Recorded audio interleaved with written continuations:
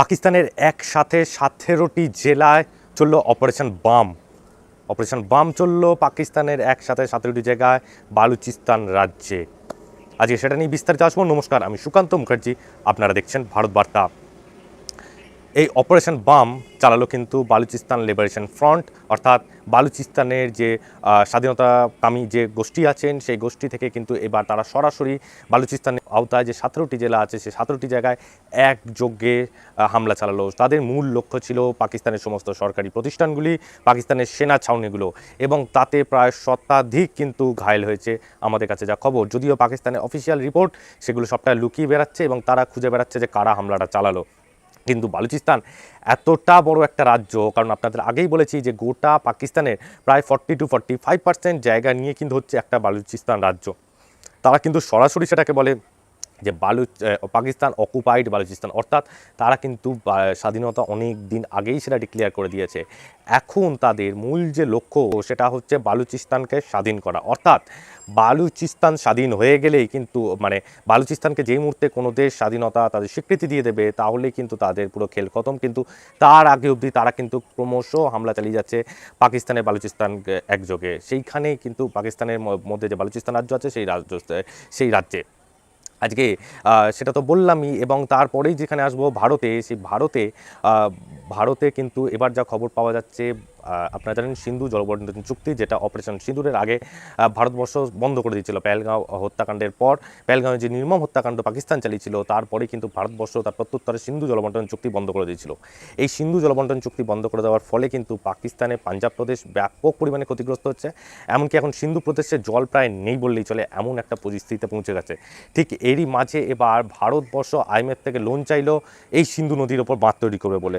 আমাদের কাছে যা খবর উঠে আসছে, জম্মু ও কাশ্মীরে কিস্তুয়ার জেলায় কাওয়ার বাঁধ বানানোর জন্য বিশ্ব ব্যাংকের কাছে 3,119 কোটি টাকা ঋণ চেয়েছে ভারত, যেখানে গ্রিনফিল্ড স্টোরেজ এবং 540 মেগাওয়াট উৎপাদন ক্ষমতা সম্পন্ন জলবিদ্যুৎ প্রকল্প নির্মাণ করা হবে। প্রসঙ্গত বলে রাখি যে এই বিশ্ব ব্যাংকের মধ্যস্থতাতেই কিন্তু 1960 সালে 19শে সেপ্টেম্বর কিন্তু এই সিন্ধু জলবন্টন চুক্তি ভারত এবং পাকিস্তানের মধ্যে হয়েছিল। সেই সময় ভারতবর্ষের প্রধানমন্ত্রী জওহরলাল নেহরু এবং পাকিস্তানের তৎকালীন পাক প্রেসিডেন্ট জেনারেল আইয়ুব খানের মধ্যে কিন্তু সিন্ধু জলবন্টন চুক্তি স্বাক্ষরিত হয়েছিল।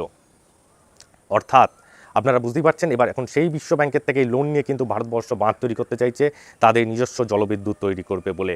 এবং এই বাঁধ যদি একবার তৈরি হয়ে যায়, এত কোটি টাকার লোন নিচ্ছে ভারতবর্ষ, তো সুতরাং আপনারা বুঝতেই পারছেন যে এটা কোনোভাবেই আর কোনো দিনই কিন্তু রিজিউম হবে না, সিন্ধু জলটাকে আর কোনো দিনই ছাড়াবে না, সেটা পাকিস্তান খুব ভালোভাবে বুঝে গেছে।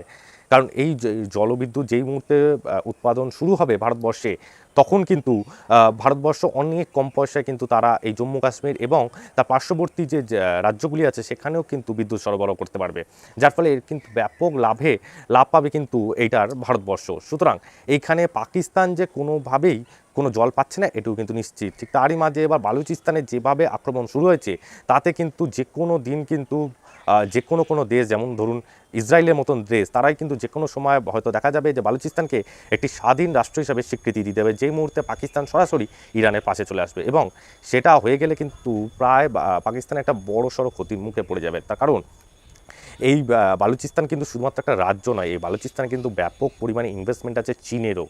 কারণ এই চীন কিন্তু তারা রোড অ্যান্ড বেল্ট ইনিশিয়েটিভের মাধ্যমে তারা একটি ইকোনমিক্যাল করিডোর বানাচ্ছে সারা বিশ্ব জুড়ে। সেই ইকোনমিক্যাল করিডোর কিন্তু তারা চীন হয়ে পাকিস্তান হয়ে তারা কিন্তু সোজা এটা বালুচিস্তানের ওপর দিয়ে নিয়ে যাচ্ছে, যেটা সমুদ্রকে কানেক্ট করছে। এখন তার মাঝে যদি বালুচিস্তান হাতছাড়া হয়ে যায় তাহলে কিন্তু ব্যাপক ক্ষতির মুখে পড়বে কিন্তু পাকিস্তান। এবং শুধু তাই নয়, বালুচিস্তানে কিন্তু প্রচুর এমন রেয়ার খনিজ পদার্থ আছে যেগুলো কিন্তু পাকিস্তান সেগুলোকে আস্তে আস্তে করে উত্তোলন করে সেগুলো বিশ্ববাজারে সেল করে, যার ফলে তার উপরেও তাদের কিছুটা অর্থনীতি এর উপর ডিপেন্ড করে থাকে। এখন এর ফাঁকে যদি এইটা এইটা যদি হাতছাড়া হয়ে যায় তাহলে এখন কি হবে সেটা তো আপনারা বুঝতেই পারছেন। এখন যাই হোক, এই যে 17টি জায়গায় অপারেশন বাম চললো, যার অর্থ কিন্তু ভোর। তো সুতরাং এই ভোরের আলো কত দূর অবধি ফোটে সেটা আমরা নজর রাখছি, সেদিকে আপনারাও দেখতে থাকুন ভারত বার্তা।